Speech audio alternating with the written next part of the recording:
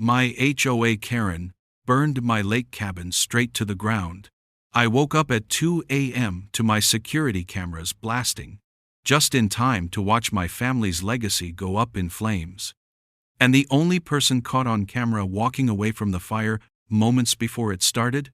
The HOA president herself. She thought she was untouchable, altering the official fire report to frame me and burying me in bogus fines before the smoke even cleared. But she didn't know she picked a fight with a retired fire captain and left behind a digital trail that would lead straight into my courtroom. How do you prove a crime when the person who committed it is the one writing all the rules? Where are you watching from? Drop a comment below, because you're about to see this Karen walk into a trap she never saw coming. The smell hit me before the alarm did.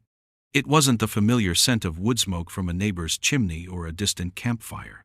This was the acrid, chemical bite of burning plastic, melting vinyl, and old-growth pine going up fast. It's a smell you never forget once you've spent 30 years fighting fires.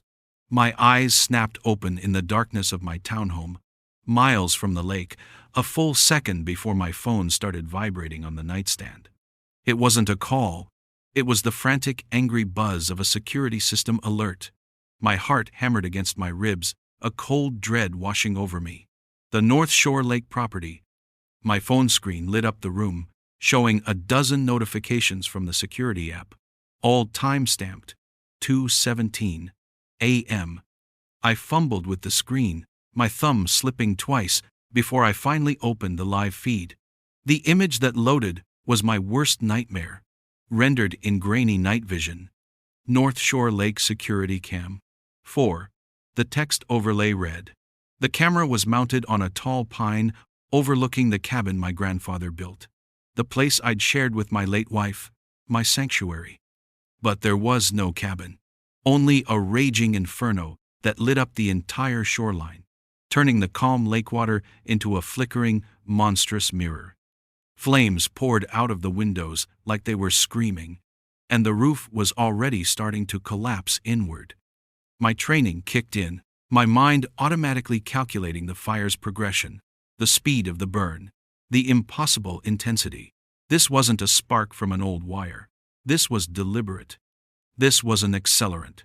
My finger swiped to the recorded events, my breath held tight in my chest. The system automatically saves clips 30 seconds before a motion trigger. The first clip showed nothing but the quiet dock, the moonlight glinting on the water. The second clip, time-stamped 2:14 a.m., made my blood run cold. A figure walked into the frame, moving with a calm, unhurried stride. They walked right down the center of my dock, heading toward the boathouse connected to the cabin. The camera's infrared wasn't sharp enough for a facial ID, but the reflective lettering on the back of the person's jacket was unmistakable. HOA Security. It was Karen Myers. She was the only person who wore one of those jackets on her self-appointed nightly patrols. She paused near the boathouse door for just a few seconds, out of the camera's direct line of sight, then turned and walked away, just as calmly as she'd arrived. 3 minutes later, my life's work became a pillar of smoke and fire. This hadn't started from nowhere. I'd just gotten back from a 3-week fishing trip up north, the first real vacation I'd taken since my wife passed. The moment I got back, the notices were already taped to my door. Karen had called an emergency meeting while I was away to pass a new bylaw about visual harmony. My new solar panels, which I'd professionally installed, were now a violation. The dock extension I'd built to make it easier for my grandkids to get in and out of the water? Also, a violation.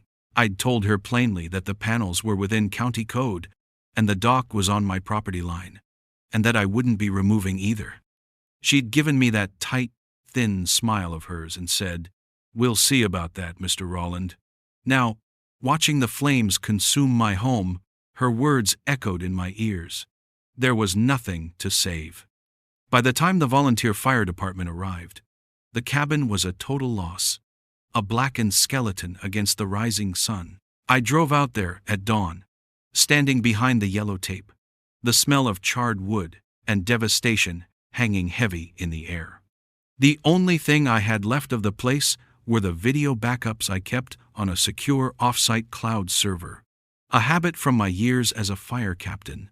You always keep a copy of your evidence somewhere safe. The first call I made was to my insurance company. The agent on the phone was polite but firm. My claim was already frozen. "I'm sorry, Mr. Rowland," she said, her voice dripping with practiced, impersonal sympathy. "There's a note on the file. The policy is on hold, pending an investigation into suspected arson." My grip tightened on the phone. Suspected by who? The fire marshal's report isn't even done yet. There was a pause, the rustle of papers. The flag was triggered by an anonymous tip called in to our fraud hotline just after 4 a.m. this morning. An anonymous tip. It was all so clean, so calculated. She knew the system. She knew that a hint of arson would stop an insurance payout cold. She wanted to burn me out and then bury me in debt, leaving me with no choice but to sell the land to her or one of her developer friends. I spent the rest of the morning walking the perimeter of my property. The ground still hot in places. Everything was gone. The porch swing my wife and I used to sit on. The handcrafted bookshelf I'd built inside. The faded photographs on the wall. All of it was ash. As I was about to leave, my foot kicked something metallic in the soot near what used to be the boathouse. I knelt down and brushed away the gray dust. It was the heavy brass padlock my grandfather had put on the boathouse door 60 years ago. It was blackened and warped from the heat. The locking mechanism melted shut. I picked it up, the weight of it, feeling strangely heavy in my palm. It was a symbol of everything I'd lost. The history, the security, the peace. Holding that useless piece of metal, I looked back at the smoking ruins and then toward the perfectly manicured lawns of the HOA community down the shore. She thought this was over. She thought she could erase my home, erase my history, and push me out with a phone call and a lie. But all she had done was start a different kind of fire. If she wanted me gone, she just made the biggest mistake of her life. Karen didn't wait for the embers to cool. Less than 48 hours after the fire, while I was still trying to get a straight answer from my insurance company, a crisp white envelope appeared, taped to the front door of my townhome. The return address was the HOA's clubhouse. Inside, there wasn't a condolence card or an offer of help. It was a series of emergency violation notices, printed on heavy cardstock, that made them feel important and final. The first was a fine for failure to maintain property, $500. Apparently, the pile of ash and charred timber that used to be my cabin was an eyesore. The second was for unsecured dock structure, another $500, claiming the partially burned dock was a hazard to navigation on the lake. The third and most ridiculous was a hazardous structure debris removal order. This one demanded that I have the entire site professionally cleared and leveled within 72 hours, or face a daily fine of $200. At the bottom of the page, in bold, underlined text, it stated that the HOA board had already approved a preferred vendor to do the work, and I could simply sign the attached form to authorize them to begin immediately and bill me directly. The form was already filled out with my name and property address. All it needed was my signature. It was a classic pincer move. She burns my house down, gets my insurance frozen, and then tries to bury me in fines and force me into using a contractor that she no doubt gets a kickback from. She wanted to create a financial crisis so severe I'd have to sell the land for pennies on the dollar. I walked back inside and laid the papers out on my kitchen table. There was a knock at the door. I opened it to find Derek, Karen's nephew, standing there in his ridiculous security patrol polo shirt. He was holding a clipboard. "Just making sure you received the notices, Mr. Rowland," he said, puffing his chest out. "Aunt Karen wanted me to get your signature on the work authorization right away, to, expedite the cleanup." I looked at the boy, then back at the papers. I picked up a pen, But I didn't sign the form. Instead, I wrote a single, clear sentence across the bottom of the main violation notice. I will not be authorizing any work on my property until I have obtained an independent fire investigation and a structural engineering assessment. I handed the papers back to him. "Give this to your aunt," I said calmly, "and tell her that under state law, I have the right to secure my own contractors and my own inspectors." Derek's cocky expression faltered. He wasn't prepared for a calm refusal. He was expecting an argument, yelling, maybe a threat. That's how bullies operate. They feed on emotion. He stammered for a second, then snatched the papers and stomped off without another word. The first call of support came an hour later.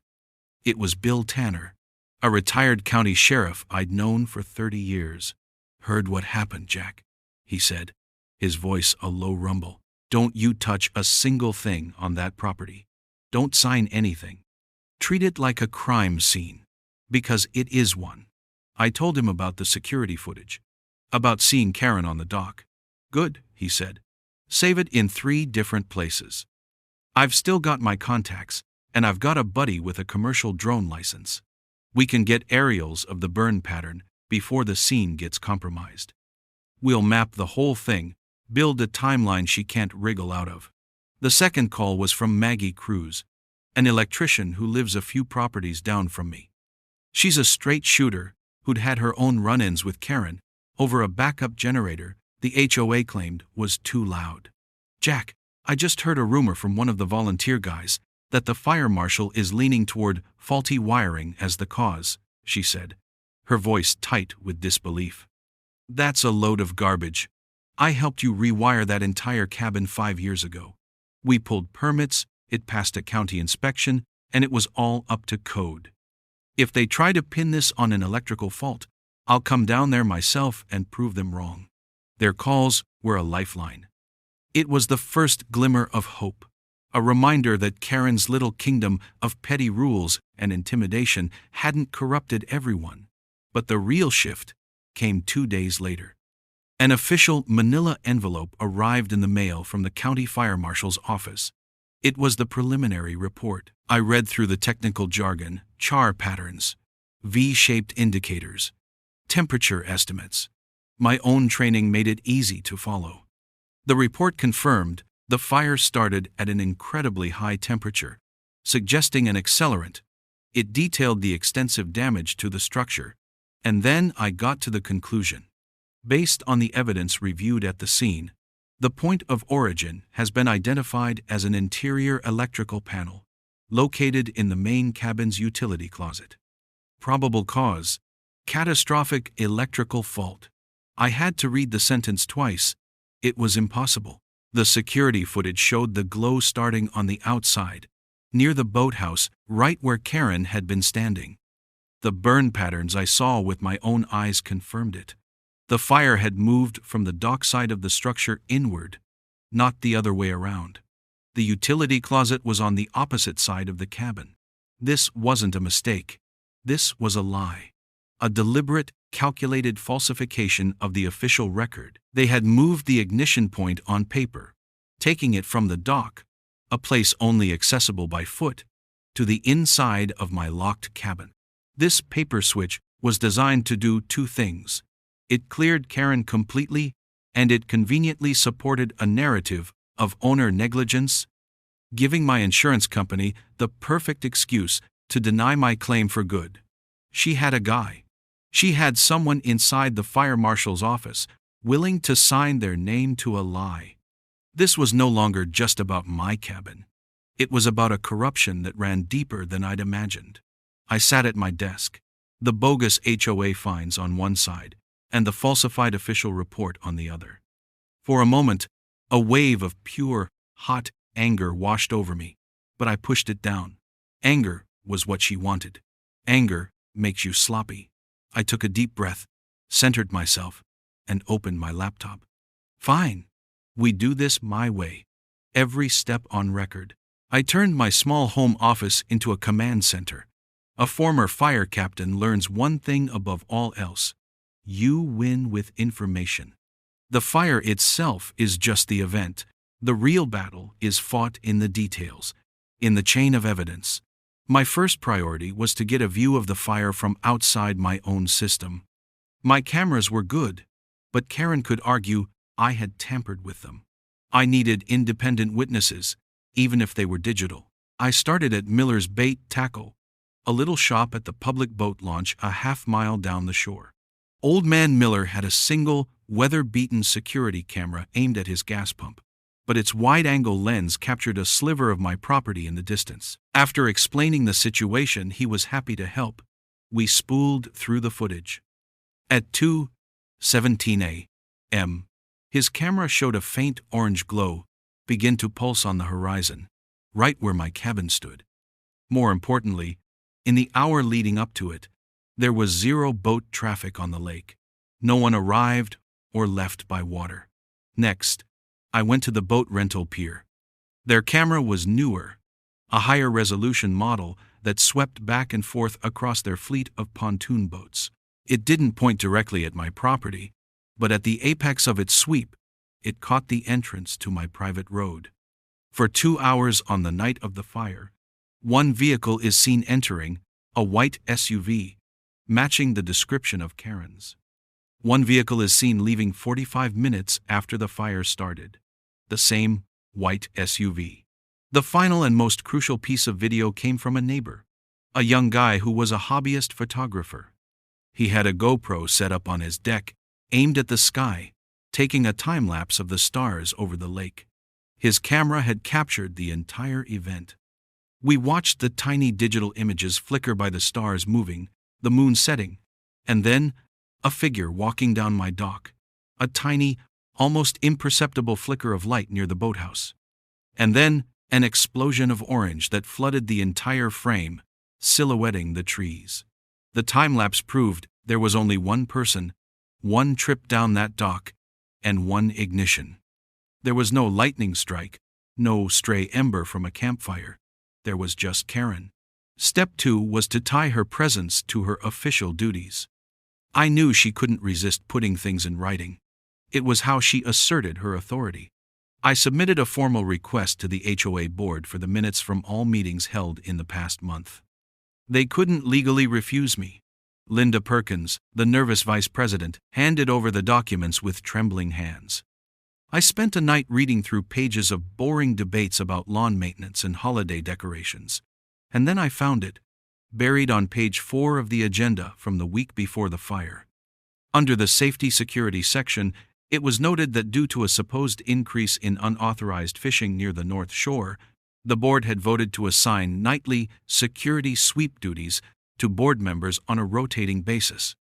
And there, in black and white, for the night of the fire, it read, Patrol Assignment, K. Myers, North Shore Dock Area, 12:0 a.m. to 4:0 a.m. She hadn't just been on my property. The HOA had officially assigned her to be there, alone. This one sentence from their own records destroyed any chance she had of claiming she was just out for a walk. Now for the insurance. The anonymous tip was her masterstroke, but also her biggest vulnerability. People like Karen believe they are smarter than everyone else, and that makes them careless.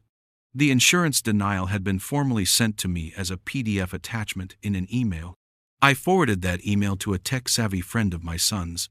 I asked him to do one simple thing: pull the header data and find the originating IP address. An IP address is like a digital street address for a computer. It can tell you the general location where an email was sent from. Then, I sent a simple email to the main HOA office account, asking a question about the due date for the bogus debris removal fine. They replied a few hours later. I forwarded that email to my son's friend as well. The call came that evening. Got it, he said. The IP address for the HOA's reply is registered to a commercial internet provider in our county. Pretty standard stuff. The IP address from the insurance company's email server is, of course, a huge corporate address in another state. But the anonymous tip that triggered their investigation? The email that came into their fraud department? It didn't come from some burner phone in a coffee shop. It came from the exact same IP address as the HOA office. It was her nephew, Derek.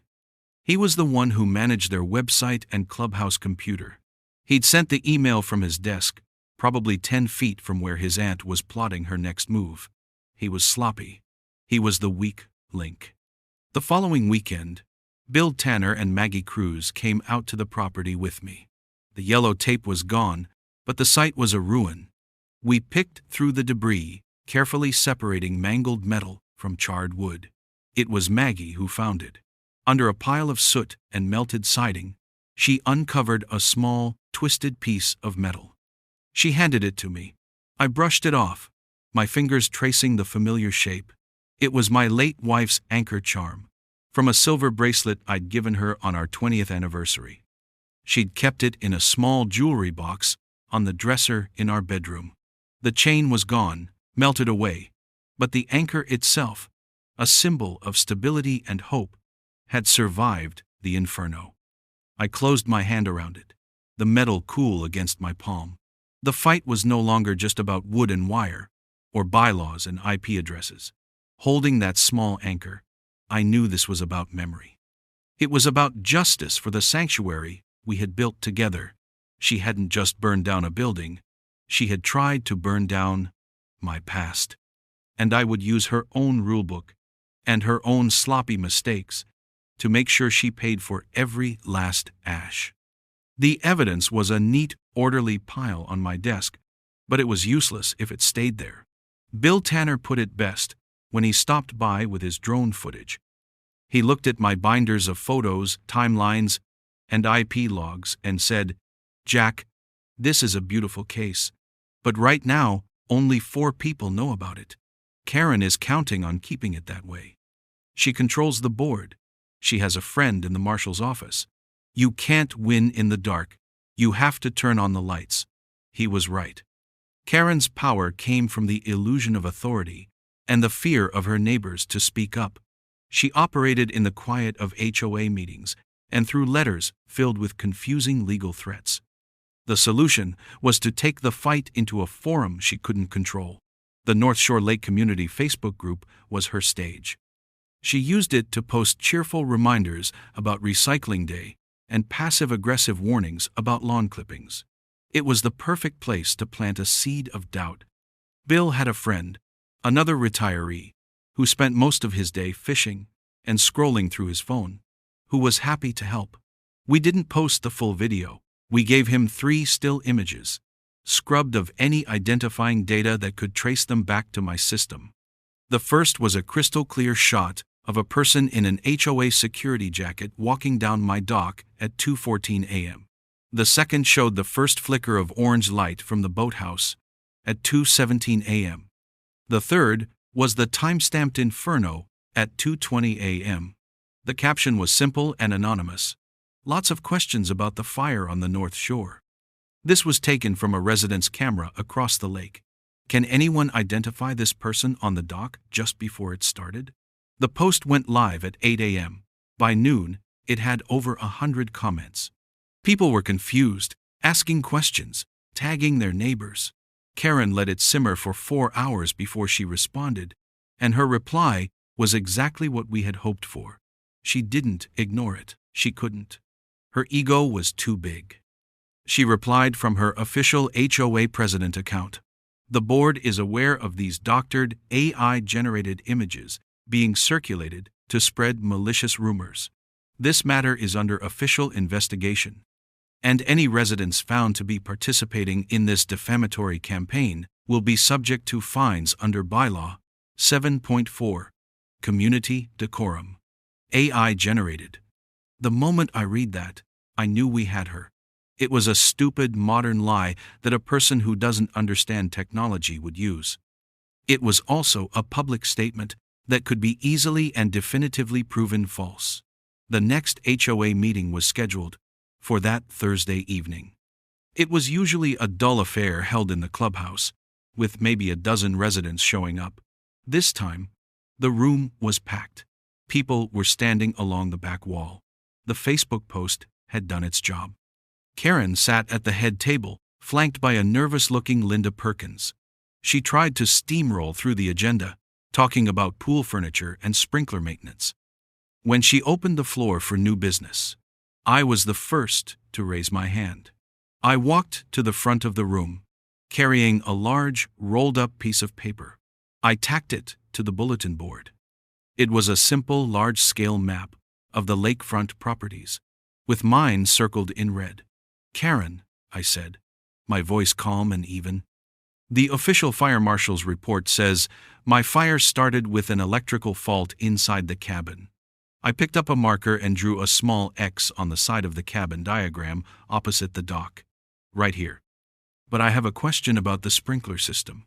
The HOA bylaws require functional sprinkler heads along the boardwalk, correct?" She was visibly annoyed by the question. "Of course, they are inspected quarterly." "That's good to hear," I said. "Because I'm also curious how an electrical fault inside my house managed to walk down my dock in a pair of work boots 3 minutes before the fire started." A low murmur went through the crowd. Karen's face hardened. "That is an outrageous and defamatory accusation, Mr. Rowland. The video is fake, and this is not the proper venue." She started to bang her gavel. "This meeting is adjourned." But just as she did, the back door of the clubhouse opened. A woman with a familiar face from the local Channel 8 News walked in, followed by a man with a large television camera on his shoulder. The red recording light was on. Bill Tanner had made a phone call. The reporter, a woman named Sharon Vance who had a reputation for sinking her teeth into local government stories, scanned the room. Karen's forced smile froze on her face. Her knuckles were white on the gavel. She was trapped. "Ms. Myers?" Sharon Vance said, her voice projecting clearly across the suddenly silent room. "Sharon Vance, Channel 8 News. We received a tip about this meeting. I just have one question for you. Can you comment on why your HOA-issued security jacket was logged into the county sheriff's evidence locker this morning as part of the ongoing arson investigation into the Rowland property fire?" The color drained from Karen's face. Her mouth opened, but no sound came out. The mask of the confident, in-charge HOA president didn't just slip, it shattered. Every eye in that room saw the crack. Her power had always been in the whispers and the paperwork, in the meetings she could control. But now, the lights were on, a camera was rolling, and her own jacket was sitting in a plastic bag with an evidence tag on it. The tide was turning, and she was about to be swept away by it. The news report was a firecracker, tossed into a hornet's nest. Sharon Vance's segment aired on the 10 o'clock news that night, and by morning, the story was everywhere. She didn't have to accuse Karen of anything. She just laid out the facts. She showed the anonymous photos from the Facebook group. She mentioned the altered fire marshal's report. And she ended with the killer question she'd asked at the meeting about Karen's jacket being in an evidence locker. The phones at the county offices started ringing off the hook. Suddenly, a quiet, closed case was a public embarrassment. Bill called me the next day. "They're reopening it," he said, a note of satisfaction in his voice. "A new investigator has been assigned from the state office, not the county. Your friend Karen's contact just got sidelined." It was a victory, but a small one. An investigation could take months, and in the meantime, Karen was still in power. Cornered animals are the most dangerous, and Karen reacted just as I expected she would, by doubling down. 2 days later, a uniformed sheriff's deputy served me with a summons. It wasn't more HOA fines. It was an official court document. Karen Myers had filed for a temporary restraining order against me for harassment. I read the petition she'd filed with the court. It was a masterpiece of fiction. She claimed I was stalking her, that my questions at the HOA meeting were part of a coordinated campaign of intimidation, and that she feared for her safety because of my unstable behavior following the tragic electrical fire at my cabin. She was trying to paint me as the villain, using the courts to silence me and legally bar me from attending any more HOA meetings or even communicating with the board. Her goal was to get a piece of paper that made me the bad guy, something she could wave around to prove she was the victim. It was a vicious, calculated move, but it was also her first real mistake. The hearing was scheduled for the following week in a small magistrate's court, the kind of place they handle traffic tickets and small claims. It wasn't a trial, just a hearing to determine if the temporary order should be granted. She walked in with her lawyer, looking solemn and worried, a performance for the magistrate. I sat alone on the other side of the courtroom, holding a single, slim folder. Karen was called to testify first. Her lawyer led her through a series of questions, and she painted a picture of a woman just trying to do her civic duty while being terrorized by a disgruntled resident. And on the night of the fire, Ms. Myers, her lawyer asked, "Did you have any contact with Mr. Rowland? Were you anywhere near his property?" Karen looked the magistrate directly in the eye, her voice filled with false sincerity. "No, absolutely not. I was at home. I didn't learn about the fire until the next morning. Like everyone else, it was a terrible tragedy." The magistrate, an older man with a tired expression, nodded and made a note. He looked over at me. "Mr. Rowland, your response?" I walked to the podium and placed my folder on it. "Your Honor," I began, my voice steady, "Ms. Myers's petition is based on lies. The truth is, she is using this court to harass me and to cover up her own actions." Karen's lawyer jumped to his feet. "Objection! This is a hearing about harassment, not the fire." "I understand that, Your Honor," I said, turning back to the magistrate. "But Ms. Myers's statement about her whereabouts on the night of the fire is directly relevant to her credibility. And I have evidence to prove she just lied to you, under oath." The magistrate leaned forward, his interest piqued. "What kind of evidence, Mr. Rowland?" "A video, Your Honor. It's from a security camera on my property. It's on this USB drive. It's a 30-second clip." He looked at Karen's lawyer, who was sputtering about unsubstantiated evidence and improper procedure. The magistrate held up a hand. "Let's see it." A bailiff took the drive and plugged it into the courtroom's computer system. The large monitor on the wall, usually used for displaying documents, flickered to life. The first thing everyone saw was the timestamp in the corner, 2:14 a.m. The courtroom was silent, as we all watched the grainy, night vision footage of the figure in the HOA security jacket walk calmly down the center of my dock, pause near the boathouse, and then walk away. A few seconds later, the bottom of the screen began to glow orange. I paused the video right there. "Your Honor," I said, "the person in that jacket is Karen Myers. Their own meeting minutes prove she was the only board member assigned to patrol that area that night." I looked over at Karen. Her face was a mask of shock and rage. She was staring at the screen, then at her lawyer, as if expecting him to make it all disappear. "When Ms. Myers just told you she was home all night," I continued, letting the facts land like stones, "she wasn't just telling a fib to help her case. She committed perjury. And perjury, in this county, is a Class D felony." The magistrate stared at the frozen image on the screen for a long 10 seconds. He looked at Karen, whose manufactured victimhood had dissolved into raw panic. He looked at her lawyer, who was now shuffling his papers, avoiding eye contact. Then he looked back at me. He picked up his gavel, but he didn't slam it. He just tapped it once. A quiet, final sound that filled the room. "We're done here," he said, his voice leaving no room for argument. "Petition denied." He stood up and walked toward his chambers, without a backward glance, leaving Karen Myers sitting there. Exposed under the fluorescent lights of a courtroom she had thought she could use as her own personal weapon.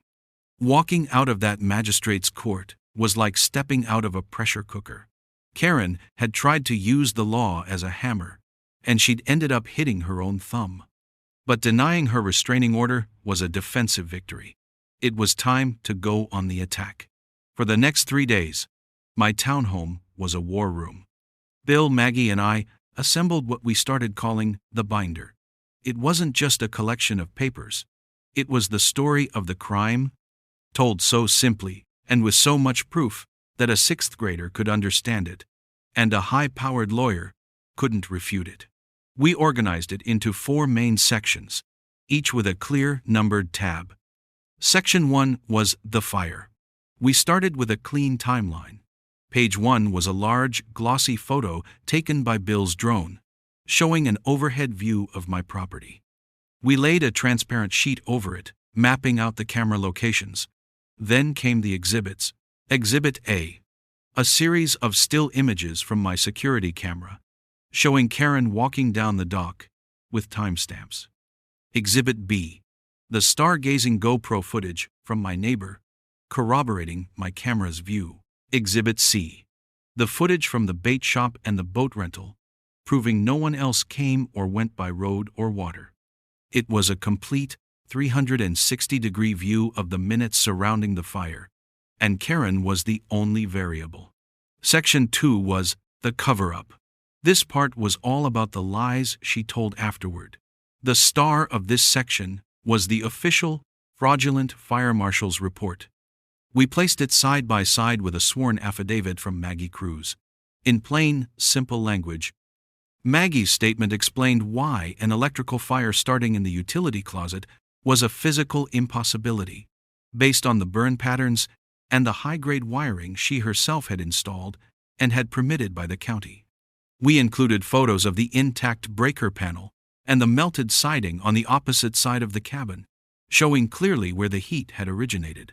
We were proving, with an expert witness, that the official report was not just wrong, but deliberately falsified.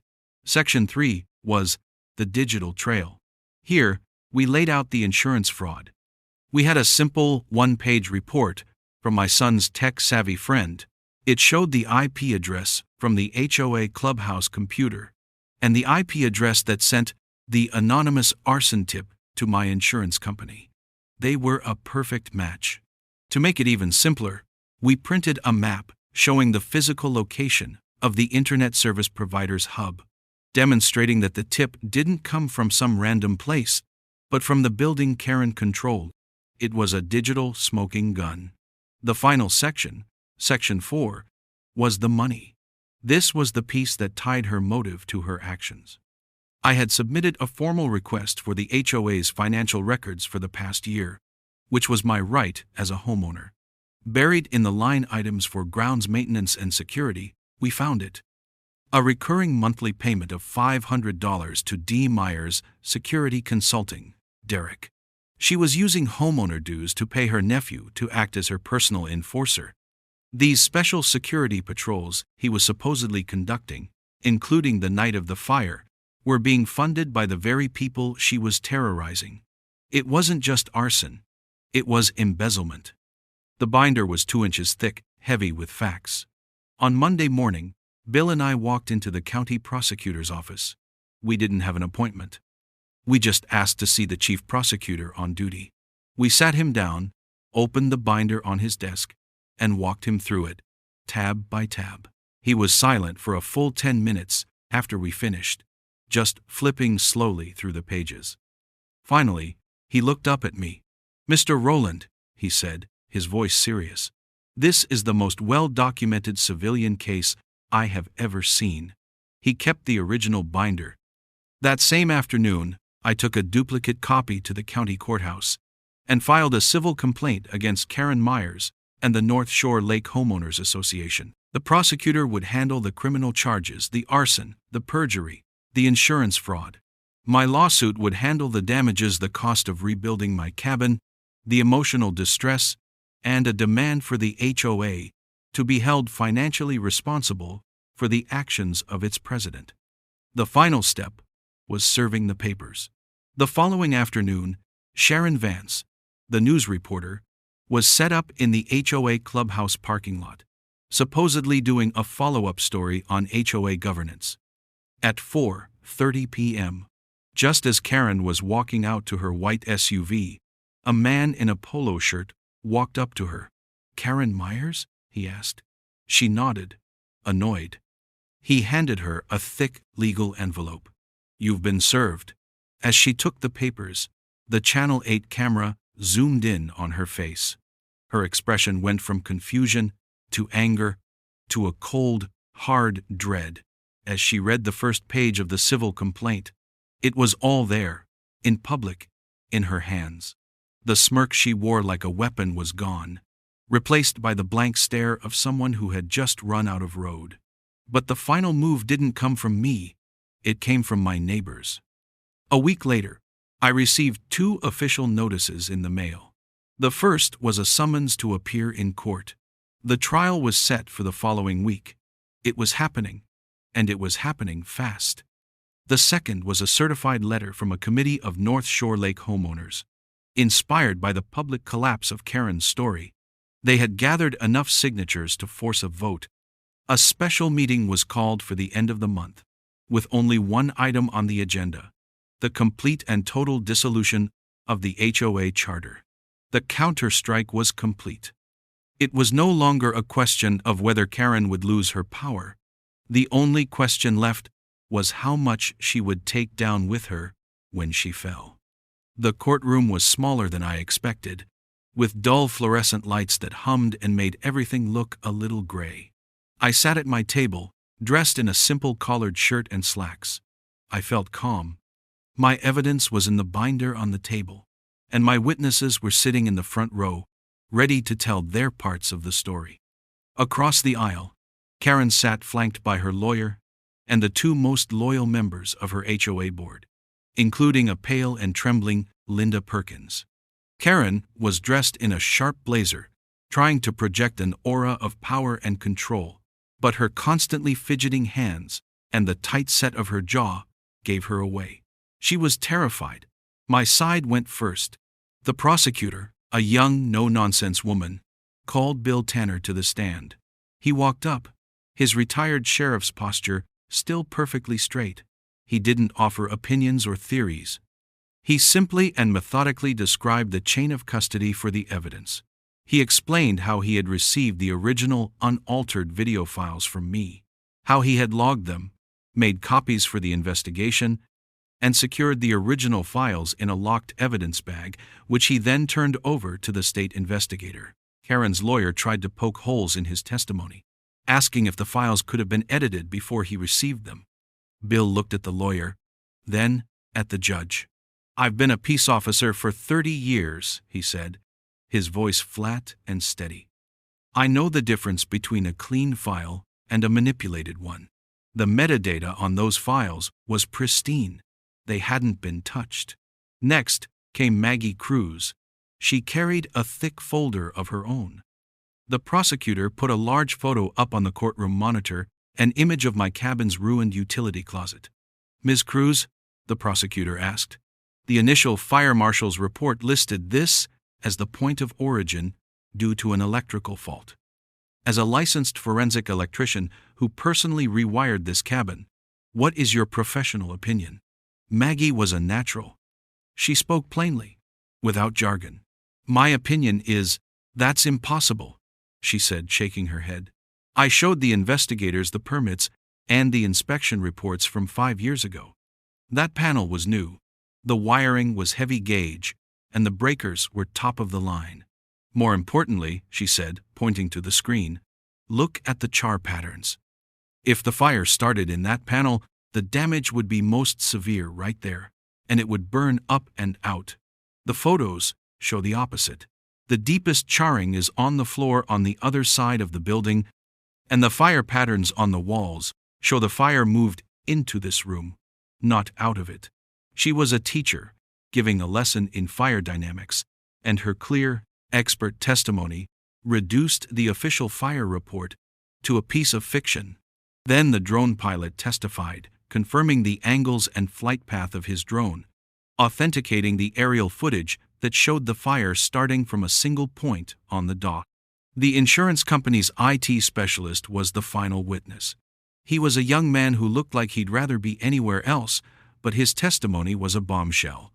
The prosecutor displayed 2 documents on the screen. One was the header data from the anonymous tip sent to the insurance company's fraud division. The other was the header from a routine email sent from the HOA clubhouse. He explained what an IP address was, so simply that everyone in the room could follow. Then he pointed a laser at the screen.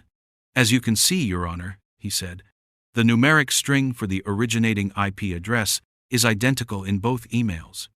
They came from the same computer, on the same network, at the same physical location. With each witness, I watched Karen shrink a little more in her chair. She whispered furiously to her lawyer, who just shook his head and scribbled on his legal pad. Linda Perkins looked like she was about to be physically ill. When the prosecutor rested our case, the judge looked at Karen's lawyer. Does the defense wish to present a case? The lawyer stood up, shuffled his papers, and said weakly, The defense rests, Your Honor. He knew he had nothing. There was no defense against the truth. The judge took off his glasses and rubbed his eyes. He looked down at the pile of evidence, at the binder we had created. In the matter of the civil complaint of Jack Rowland versus the North Shore Lake Homeowners Association and Karen Myers, he began, his voice filling the quiet room. This court finds that the board, under the direction of Ms. Myers, acted with gross negligence and malice. He turned his gaze directly to Karen.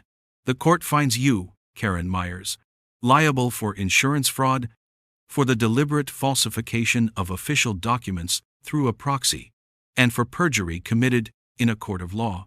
He looked down at a sheet of paper. The court orders you to pay restitution to Mr. Selv Rowland in the amount of $327,500, plus all associated court costs. Furthermore, you are hereby immediately and permanently removed from your post as president and as a member of the North Shore Lake HOA board. The gavel hit the block of wood with a single sharp crack. But another sound followed it almost immediately. It was the quiet metallic click of handcuffs. 2 sheriff's deputies had stepped up behind Karen. One of them gently but firmly pulled her hands behind her back. She didn't scream or protest. She just stared forward, her face a blank mask of utter defeat. The empire had crumbled. Months later, I stood on the deck of my new cabin, built on the same spot as the old one. The wood still smelled of fresh pine and sawdust. I held a warm mug of coffee in my hands as the sun began to rise over the lake, painting the water in shades of orange and pink. The HOA had been dissolved a month after the trial, voted out of existence by the very residents it was supposed to serve. My new dock stretched out over the calm water, and on a small post at the end, I had hung my wife's old anchor charm, polished and clean. Karen thought she owned the water, that she could control everything her eyes could see, but she learned a hard lesson. You can build all the walls and write all the rules you want, but you can't own the tide. It always comes in, and it always washes away the castles made of sand.